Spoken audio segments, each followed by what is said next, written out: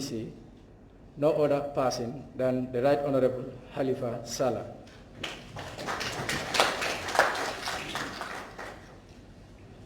Thank you very much, Co-Chair. Thank you very much, Co-Chair. Duty has called,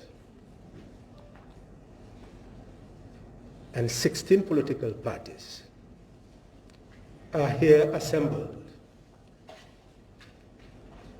to answer its demand. We are gathered here for one single purpose: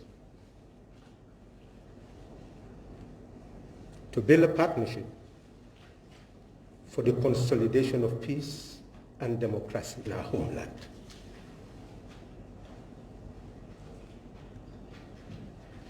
This occasion is graced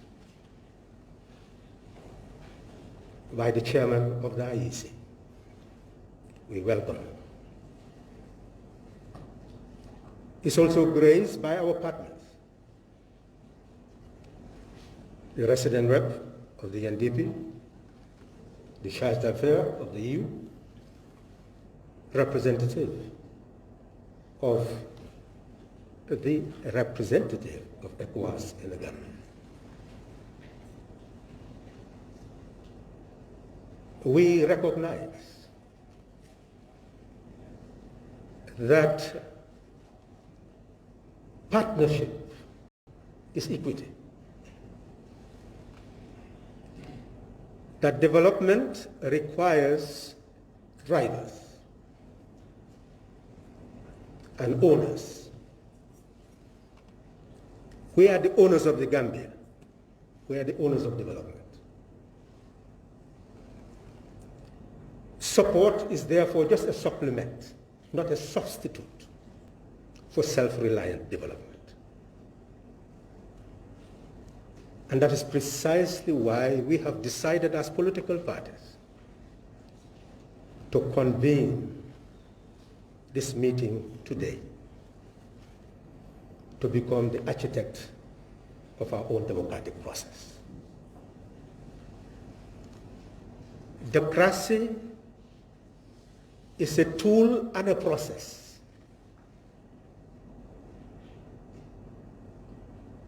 The process is rooted in our very establishment of our republic. Because we are sovereign, the authority to govern must be derived from our consent. And those charged to govern must exercise that authority to promote our welfare. That is the cornerstone of our constitutional existence. And that process of participation in determining representation all the way to rendering service requires a custodian.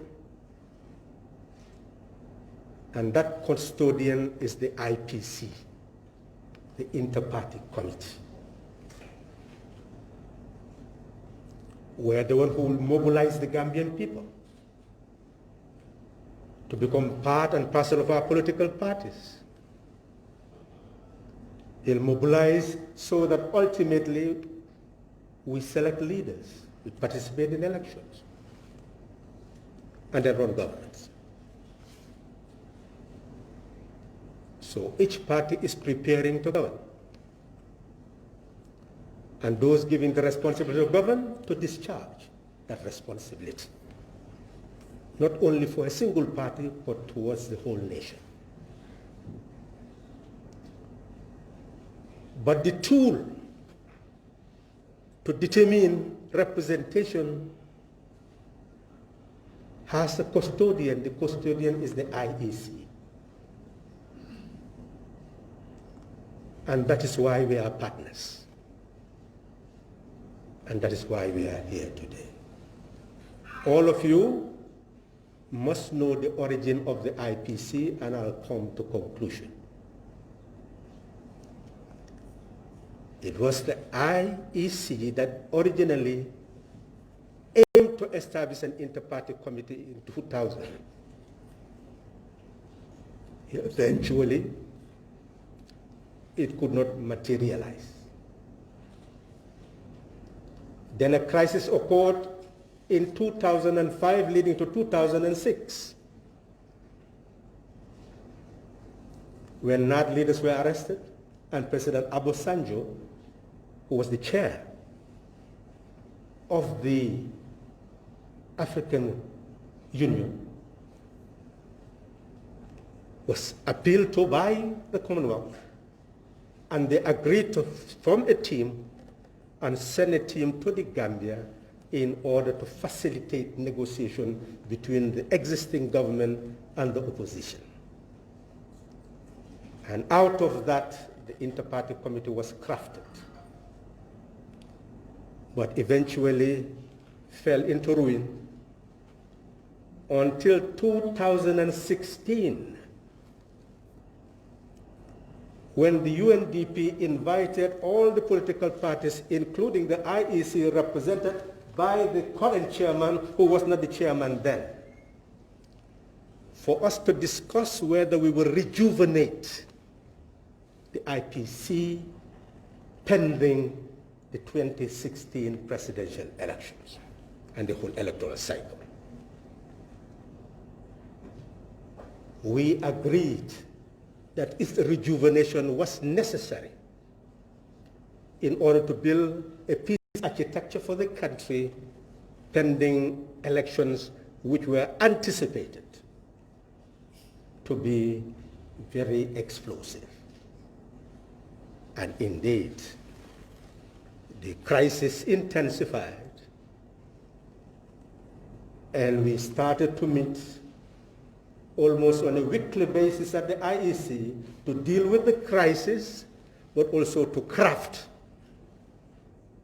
a memorandum of understanding in order to be able to build a democratic process and a peace process at the same time for the political parties in the country. We succeeded in crafting the document, but never signed it until the 7th of April 2017, after a new political dispensation had come into being. And that is the lesson, that leadership is temporary and transient. And when we occupy that position, it is best to build a process that can have continuity and that can serve for eternity. Because who will be there tomorrow, no one knows. You only know who is there today. We signed the Memorandum of Understanding, and we as IPC did create the basis of gender participation by ensuring that the two members will also have an alternate, and one of the three must be a female. So in essence, the IPC is on a very sound footing of promoting gender participation in the political process. And the members are here today to go into the code of conduct so that we acculturalize the content, because it is based on 4 pillars: that peace and stable society underpinned by a pluralistic, democratic, transparent political dispensation offers possibility for prosperity and general well-being of our people. That we must also have a pillar of tolerance between the person occupying the office of president and those in the opposition, so that we see each other as partners in development. It has a third pillar, that those given responsibility to govern should govern according to the constitution of the land as the rule of law. But at the same time, the right of the opposition to hold that government accountable to the people must also be safeguarded and guaranteed. And that finally, the fourth pillar, through dialogue and cooperation, we should be able to coexist in peace and tranquility to ensure that we have an electoral system that will bring about free, fair, peaceful, transparent, and genuine elections, where the results will constitute the undiluted decision of the people, which will be accepted by all. And where there is dispute, we resort to the agency responsible for dispute resolution. That is the architecture of our Memorandum of Understanding, with broad code of conduct requiring from us political tolerance, so that we assemble and have our political activities without any interference. We distribute our handbills and have demonstrations without any interference. That we are able to mobilize and engage in all forms of political activities without interference.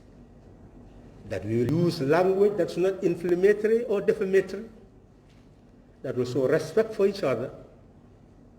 And that will not promote any form of violence, no form of intimidation, no destruction of people's handbills or emblems, but will respect each other, and that will ensure that we have separation of powers, we respect electoral outcomes, and where we have differences among each other, we establish this inter-party committee to solve our disputes, where the IEC, the government, and individual party members will be able to write to the IPC, and the next following meeting, the IPC should sit down and handle any dispute brought to its notice. Honorable party leaders, honorable members of the political parties,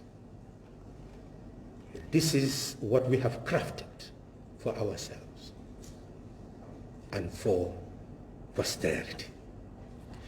And we are here today to remind ourselves what we crafted, so that we can now start the new process of sensitization, not only ourselves, but also our members and the general public at large, so that a political culture will evolve that will guarantee the peace and tranquility that we desire, based on justice and democracy that we crave, and the type of institutions we want to build, so that any of us will be able to assume office and none of us will be frightened, because we know that whoever is there will continue to respect the architecture that we have put in place.